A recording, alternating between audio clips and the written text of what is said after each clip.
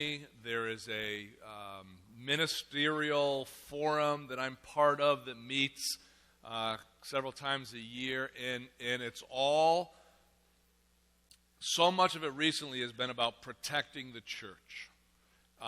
Protecting the church from frivolous lawsuits that make no sense to anybody except the judge who renders the verdict, and it's shocking. That's one of the reasons that we are doing this. It's also one of the reasons that we are redoing our Constitution, because there needs to be protective measures in our bylaws, which is our Constitution. One of the things that you're going to hear at the end of this is about membership. And it is vitally important, based on all the counsel that we're getting, is that for you to work, especially with children, you need to be a member of West Pines Baptist Church and in agreement with our bylaws. We're redoing our bylaws because there are some things in there, quite honestly, that were not biblical. But just so you know, if you're not a member of the church, I encourage you to fill out a membership form. Maybe you're a college student here and you're a member at your home church up north or wherever. Be an associate member. That just allows you to work with our children and in those children's ministries. There's a true or false test. It's been around. I've used this for probably 15 years, but it just gives some insight on the importance of why we're doing what we're doing. Number one, child sexual abuse always involves physical contact with children. True or false? That is false. Number two, most child molesters are male. That is true. Child molesters are usually strangers. That is false. 3 out of 4, 75%, are known by the victim. Victims of sexual abuse suffer no long-term effects. 1 out of 5 molesters begin their activity before age 18. That is true. Only a small percentage of victims are male. 27% of women experience, and this is rising. The last statistics I have are even greater than this, but they're not. The data's still out there. 27% of women experience some type of abuse. 16% of men experience some type of abuse. Number 7, most churches screen workers. What do you think? That is false. Child leaders cannot be held liable for child sexual abuse. It's false. Some child sexual abuse victims have won settlements of over $1 million from churches. It's true. A child molester who has experienced a religious conversion no longer presents a threat to children. That is false. Here's a scary statistic. 2 out of 3 caught child molesters will molest again. 2 out of 3. Number 11, child sexual abuse is criminal in all 50 states. That is true. Child molester may have over 500 victims in a lifetime. That is true. The average is between 50 and 60 victims. Number 13, churches have in the past been supportive of victims of sexual abuse. That is false. Unfortunately, it often happens with leaders within the church, and the leaders are protected more than the children. Shame on the leadership. So, what do? We have put together a Reducing the Risk seminar, and that's what this is today. And again, many of you have already been through this, so it's review. But I want to make sure that you are aware of what's going on. We have added to this. If you have been probably the last 5 years, this is going to be, some of these things are going to be new to you. Why do we do this? Number one, here are our goals. And please understand this. Number one, to make our church a safe place for children. That is the priority, number one reason why we are doing this. To protect the children. If you are a parent at West Pines Baptist Church of a young child and you're sitting in this class, you should be encouraged that we care for your kids and that we want to protect your kids. and that we are taking steps in order to protect your kids. All other goals are subservient to this one. It really is, as one person used to say, it really is all about the children. And it really is. Number 2, to lower the church's legal risk by establishing a program that meets, and you ought to underline this, the test of reasonable care. In every meeting I've had, whether it was different attorneys, different insurance people who represent the insurance company that we have our liability through, it's always about passing the test of reasonable care. What does that mean? First, and it's under number 2, what policies and procedures does the church have regarding selection and supervision of church workers, both paid and volunteer? What do we do? Here's what we do, and you're going to see it in the moments ahead. Number 2, second, to what degree do these policies and procedures follow in case under consideration? What has happened at West Pines Baptist Church, I'm just going to be real honest with you right here, we've had policies and procedures. We have a plan set in place for the selection and supervision of church workers. We have, number 1, under control, and we've done it, I think, for about 15 years. But number 2, we have been lax in enforcing the policy and procedures. And I'll be honest, one of the first ones, because we want to be friendly to people who are coming into the church, and we have allowed non-members, you may be one of them, don't be offended, we've allowed you to work with our church, with our children. Shame on us. If we say that this is our policy and procedure, in a legal battle, in order to pass the case of the test of reasonable care, if we say this is our policy and procedure, we better operate within our policy and procedure. Do you understand what I'm saying? So if you're not a member but you want to work with children, we want you to work with our children if you pass this process. But we have to ask you to be a member. And we have not done a good job at that. So, the last statement under number 2, the resource kit that you have accompanies this guide, attempts to help churches establish a safe harbor of reasonable care. We want to establish a safe harbor.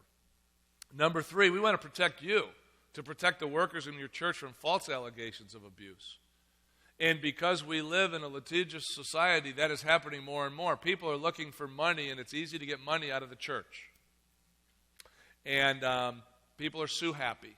And we don't want you to be sued, and we don't want to be sued.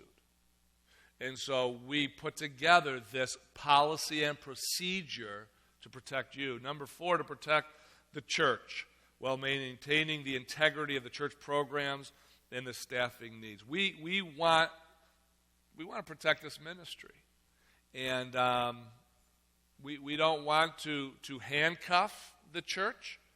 But at the same time, we want to put some measures in place where we feel that the children are protected, the children's workers are protected, there are policies and procedures that are enforced, and you put it all together, I think that it is a healthy place for our children. Some of the things that we've done recently, and I want you to know about it because you do work with children, there are cameras all over this building now. And there have been accusations that have been made, and people that have like, well, that's not really what happened. Well, unfortunately, and I don't tell people that even in the conversation that I'm having with people that we're, in a sense, accusing, well, we have video footage, because we do. And that's not criminal. Don't be reading into things. It's not criminal, but it's questionable. And so when I interact with you, or Tina interacts with you and say, hey, we'd like to talk with you, I just want you to know, as a children's worker, and this may dissuade you from even wanting to work with children, there's a very good chance that what you did was on video. I know you're going like, dude, that like is infringing on my privacy. I don't like that. Well, you know what? What's our first goal? To protect the children. To protect the children. And so there are, in front of both of the men's rooms and the ladies' rooms, there's a video surveillance of everybody that comes and goes. On the east wing, the west wing, the foyer, there's videos. At the entrance, there's videos. And I'll be honest with you, we're not going to be taking out, we'll probably only be putting in more. Because based on the legal counsel that I get, those are significant things that we need to do.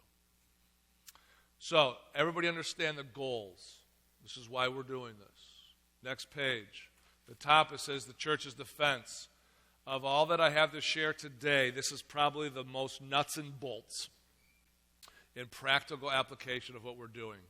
The first part of the church's defense, and again, this is our policy and procedure. This is what we do, and so we have to do. This is what we say we do, so this is what we have to do. Okay? Number one, records. There are 3 lines if you want to fill them in. Attendance, discipline, report forms. Here are the records that need to be taking place. And honestly, we're not great at this. We're working at it. Attendance. You need to make sure that if you are in a class teaching children, if you are in an Awana work or meeting with a group of children, if you're in children's worship, Sunday school, if you're in children's choir, is Cheryl here today? I saw Heather. Is Heather here? Brad, relay this to Mom. That was one of them that I thought about, because sometimes children's choir happens like on a Saturday afternoon or a Sunday afternoon, and they're getting ready for the children's program. That's a time that we need to have attendance for who's here. So just make a note, and I'll try to remember that as well. Tina, where's Tina? Make a note of that. That was one that just came to my mind as I was reviewing these notes. But we need to make sure, because here's what happens. There are accusations that are made, and when things are fleshed out in the court of law, at times when there's a records, the accusation on the date that the accusation was supposed to have happened, both parties were not even at the church together. And the attendance records proves that. It sounds pretty simple, but that's one of the advantages of having attendance. Number 2, discipline. You need to make sure that if there's any discipline, and please listen to this, if there is any discipline that takes place, Johnny hits Sally, and you have to take Johnny, and you put Johnny in the corner for 5 minutes. You say, okay, we got a timeout, Johnny. You need to go, Johnny. Or you call, Mr. or Miss So-and-so, and they have to take Johnny, and they have to go to another part of the room. You have got to report that, because here's what's happening, and it's happening in schools. There's a new word out there, and this was not even a word. I looked through my notes from back in 2000. I went up and I taught this in several different places, really, several different states. I never even had the word bullying in my notes. But what's happening now is, because bullying is a hot word, it's not only being accused between students, but now the accusations are coming from the adult. The adult is bullying my child. The adult is disciplining my child, which I don't want to be, this will come into parenting class in the next couple of weeks. There's very little in the home. So when somebody says, Johnny, I really want you to come over here, that child, nobody's ever told that child what to do. And I know that doesn't happen here in other churches. And all of a sudden that child goes home and says, Mr. Dave, he yelled at me. Well, Dave didn't yell at him. Dave said, you're beating the kid up. You give him a bloody nose. Come on, you need to sit over here. But to him, it's like, why is Mr. Dave being so mean to me? Child goes home and tells Mom what happened to Mr. Dave, and all of a sudden, and trust me, this has happened. I'm the one that gets the phone call, not on Mr. Dave. And so and you're going to see there's record forms. Whenever there's any discipline. Now, I don't think I need to tell you, don't touch a child. Please don't touch a child. Do not touch a child. If there's a child that is totally unruly, and this has happened in the past, what we have done is there are several law enforcement officers that are part of our church. And we will have a law enforcement officer brought in and help discipline that child.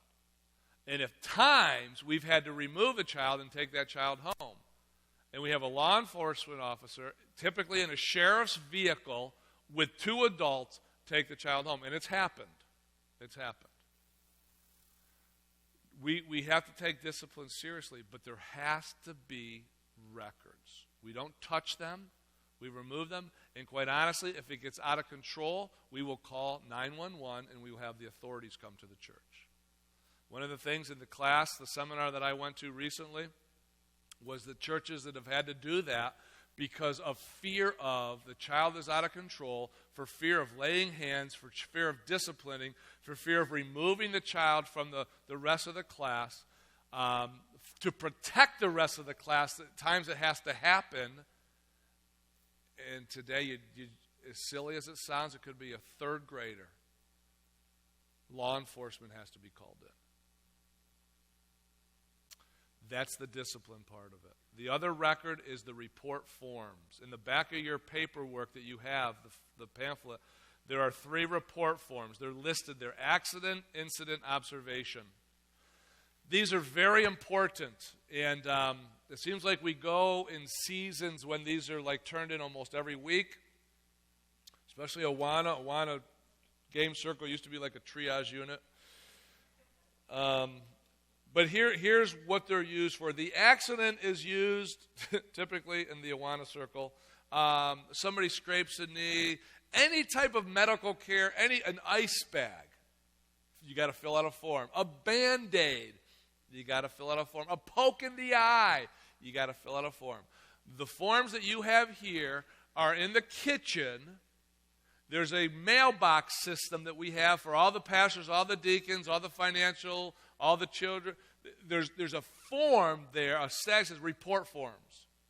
And there are stacks of all 3 of these report forms there. So if anything happens on a Sunday or Wednesday or whenever, go there, fill it out. My box is right there. Put it in my box. What we do with these, every form that has ever been filled out and handed into me has been part of the deacon agenda the next month at our deacons meeting, which are our corporate officers. We want a paper trail showing that, yes, we have a policy, yes, we have a procedure, and yes, we are acting on it. Very important. You need to fill out that. That's the accident. Here's the incident. The incident could be discipline. Okay, you've had to discipline Johnny. Fill out an incident. Could be inappropriate behavior. You need to fill out a form. Could be fighting or bullying. You need to fill out a form. You need to let us know the incident that took place. Fill it out. The last one is the observation. I think we need to do this more. People were very good at doing this. And I think one of the reasons we're doing this is I need to remind you of the importance of these forms. An observation would be something like, in the parking lot, after a while, the parking lot's a little dark, and there's kids that are playing in the parking lot, and I was pulling around a hedge, and the hedge was higher than the child, and I did not see the child on the other side of the hedge. That's an observation. If you were to look out into our parking lot right now, tell me how many hedges there are. There are no hedges. Why? Because somebody made that observation, and we went out later as a staff and were like, you're right. This is very dangerous, especially in the back. The hedges were high. We tried to trim them. We couldn't get them trimmed down. We just removed them. But that came through an observation. People loitering by the restrooms. Let me know. So-and-so, we went over there. It just seems like so-and-so was always in. Let me know. Sometimes it's as simple as an awkward look or an awkward comment or you're observing things that just you're not the judge, you're not the jury. I don't think you are. But what's our number one goal? Protect the kids. Fill out a form. I'll be the bad guy and I'll never mention you by name. Unless I feel like I'm in trouble and then I'm going to throw you under the bus. No, I'm just kidding. I won't do that. I won't do that. Fill it out. And then what happens, there's a policy and procedure. When in doubt, report it. You're our eyes and ears. I will follow it up. The deacons will be informed of it. It's part of the minutes of a deacons meeting. And again, and you can read the procedure in a little bit here. You need to fill out those forms. Any questions on those forms? Accident, incident, observation. Very important. It's an incident. Under the incident, yeah.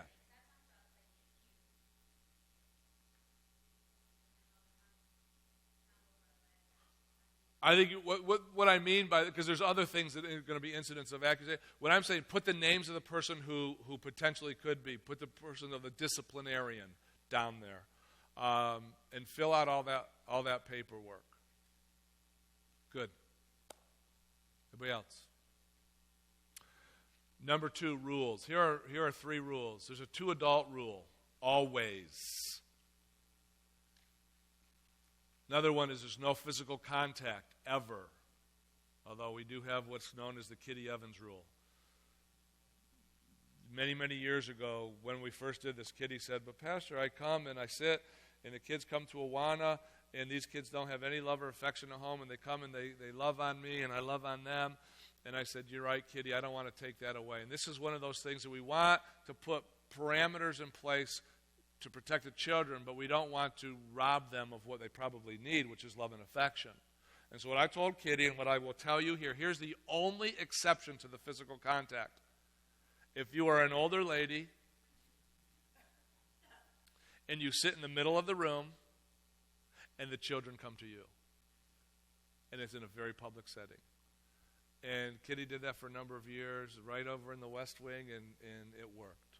But we had to do that for protection. Here's the third one, liability release form. And that's one of the 3 rules, 2 adult rule, no physical contact, liability release form.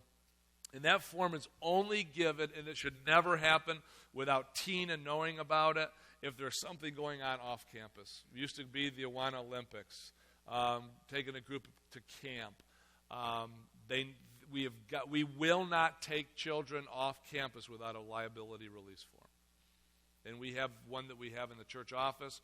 And the reason that we don't have that here, I don't want you to have it to fill out and pretend that you turned it in. I'm just protecting the children. If you have any plan of ever taking anybody off campus, we want to know about it. And the one reason we will find out about it is because you're going to ask us for a form. And then we can say, we don't feel comfortable with that. I really don't believe in slumber parties anymore. And we can go from there. Jeff?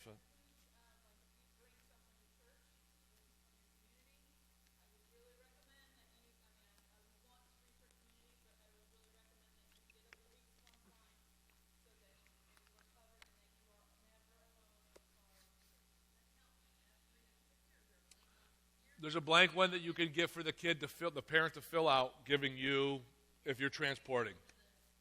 It's a generic thing. Yep. Yep. But it's specific. It's generic in the date. It could be.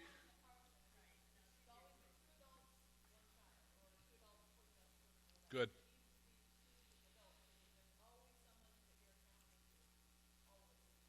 Mr. Young. I would say yes. Yes. Yes. Right. Again, the adult rule, that is probably the greatest challenge, and it's because of we've dropped the ball. When you're in the nursery, if you're in the nursery and you're there early and your helper has not showed up and a parent comes to drop off a child, ask them. Oh, I'm sorry. 18, okay, I'll say it. The 2 adult rule, it's if a child is dropped off and you're the only adult, ask that parent to stay with you until your helper comes. Okay? If you are an Awana worker and a child has to go to the bathroom, go as a herd or go with an adult. Don't ever be alone.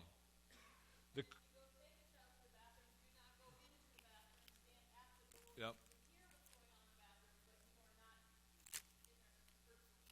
Good.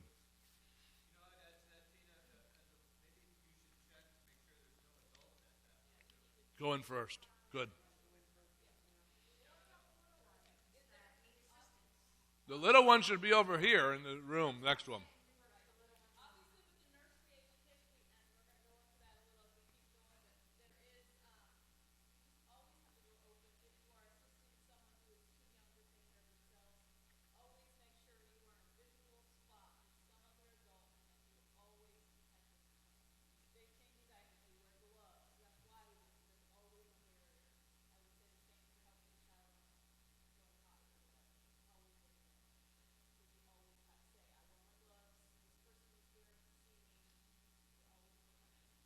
Good.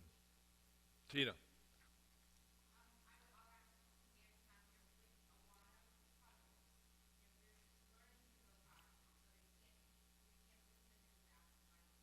Yes.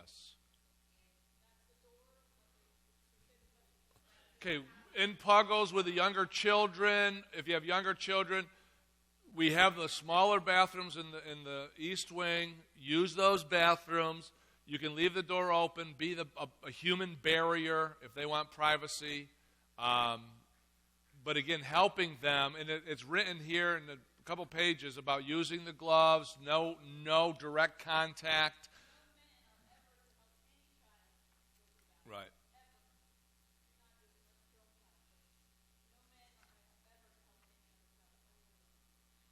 Good. No men are to ever help any children going to the bathroom. Good.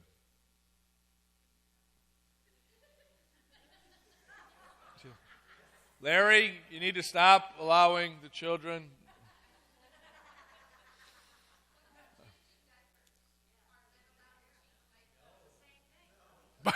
Bill says no men are changing diapers. Not even home. No. Thus saith the Lord. All right, moving right along. Number 3 is screening. And this really is what you're doing here today. There's a questionnaire. It's the back paper. You're going to fill that out. That's part of the screening process. The second part is an interview/background check. That's the second blank down at the bottom under screening. At times, I will interview you. I will ask you pointed questions. I do it randomly, but we also do the background check through protectmyministry.com, and we give your information. That's why we need, and a lot of people are hesitant with Social Security, driver's license, but that's how we are able to do the background check. And then the other part of screening is the membership at West Pines Baptist Church. And all children's workers, questionnaire, interview, background check, membership, West Pines Baptist Church.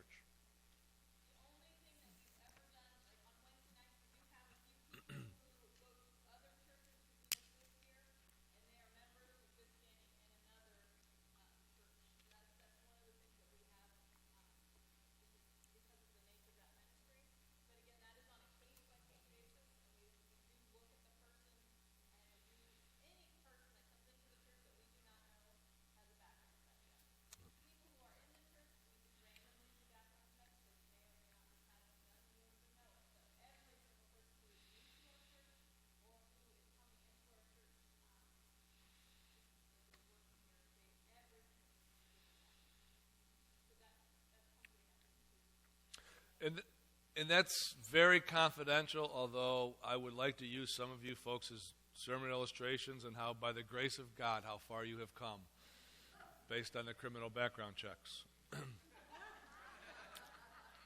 But I won't.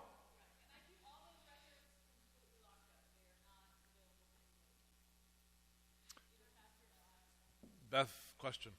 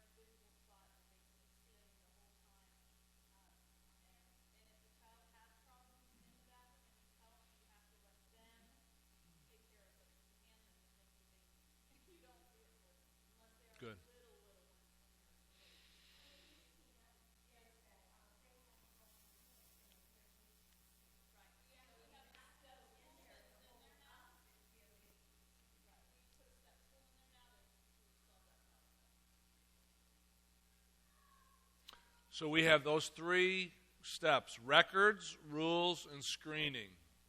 Everybody got that? Again, that's the nuts and bolts.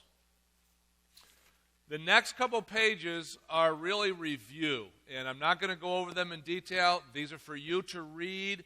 It does give some clarification on some of the questions that have been asked about changing diapers, about the use of gloves, supervision of workers, the reports. I want to mention the Policy Committee Task Force, which is number 3, under how will West Pines reduce the risk, and then number 4 as far as our plan. You are not, I'll summarize it like this, you are not the investigator of an accusation. The policy and procedure is that you are the eyes and the ears, that you fill out a form, you turn that form in, and the pastors and deacons are going to be the ones that do the investigation. We are going to be the ones that are speaking to the parents. We are going to be the ones that are going to follow through. Here's the event. Here's the incident. Whether it was with a child that was bullying or claimed to be bullying, you fill out the form. Let us do the investigation. That is so important because of the influence of the media today. Again, these classes, seminars that I've been to, what happens is one of the church workers says something to somebody. Everything is YouTubed today. And it just has created firestorms in churches because a Sunday school teacher made a comment to a parent and the parent happened to be taping it. And it's a mess. At a certain level, you need to trust us, hold us accountable, and ask us, what are the follow-ups? What has been done? I filled out a form. Has there any follow-up been done? Has the parent been contacted? Follow up with us. But let us do the investigation. Clear? Very important. Priscilla.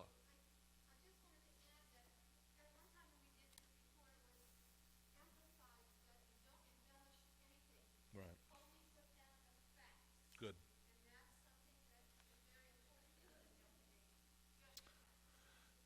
The facts, the date, the time, and the names. We need the names of the people who are involved.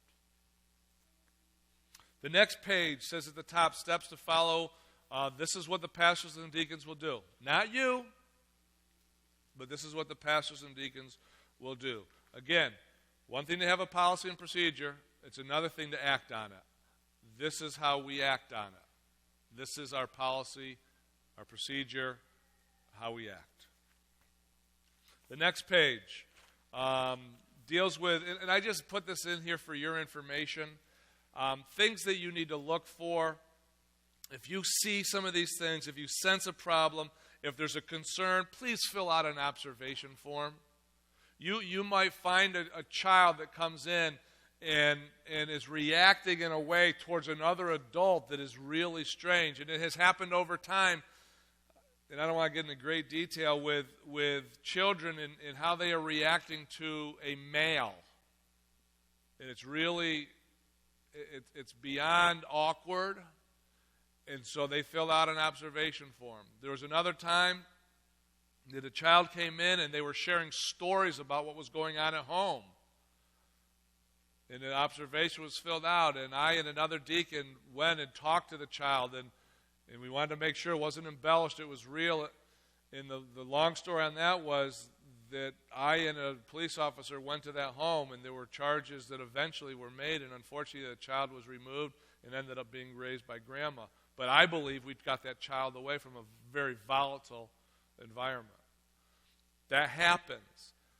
And oftentimes it's because of what is heard. It is what is seen. And I don't want to encourage you to read into things and make something that is not there. But at the same time, if there's a pattern of behavior, please let us know. Again, what is our number one reason for doing this? To what? To protect the children. And unfortunately, in 30 years of ministry, I see more and more things that kids are just in really, really tough environments. The next one is just again, you can read through this, rules to control the relationship. And this is going to be some of the details about never touching a child, about males and where they're supposed to not be, and the 2 adult rules, and the nursery workers wearing gloves and never being alone with the child. It deals with many of the questions that were asked are here. And I'm not going to read them because really it involves the church doing everything we can to protect children. If you follow those 3 points of the records, the rules, and the screening, all these other 11 are going to fall into place. But I do want to provide that for you to read. Questions?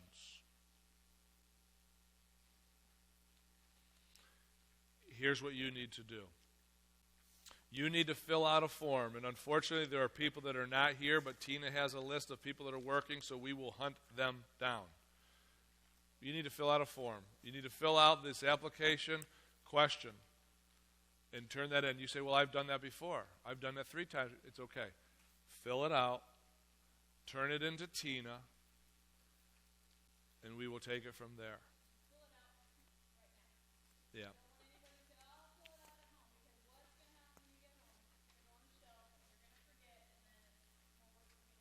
And it's front and back.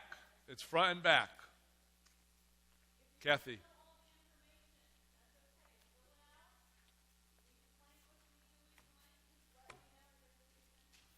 Kathy has a question.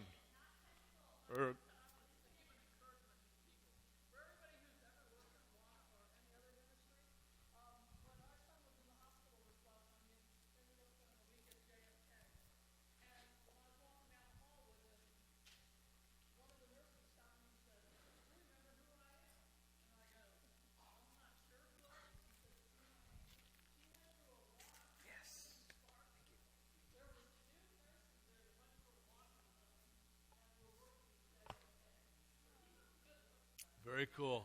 Very cool.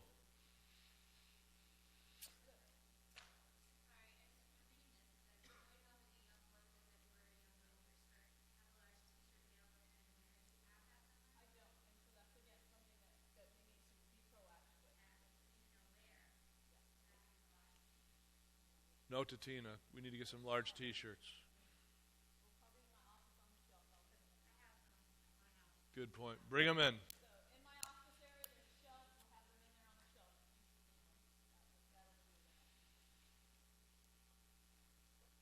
Good question. Anything else? I am encouraged, aren't you, Tina, by the number of people that are here? Make sure you signed in on that sign-in sheet that went around. Did everybody get to do that? If not, raise your hand up. Where's the sign-up sheet now? Where did it end up? All right, if we make sure.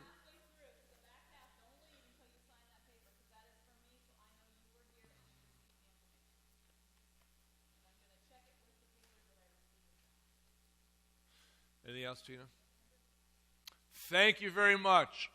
Fill out your form. Turn your form into Tina. Use the forms, observation, incident, accident. They're in the kitchen. You are our eyes and ears to protect our children. Yes, Chris. That's a gray area. Once I hear and get the form and I do the investigation, I am. I have to report it if I sense the level of concern is where I am obligated to report to the authorities, yes. You, because we're just asking you to use a report form, are not obligated. And again, that's a gray area that they're now sometimes you will, if you fill out a form, you will be the one reporting with me, depending on the level of seriousness. Thank you very much. If you have other questions, see Tina, myself, and we'll try to answer those. And Paul? Good question.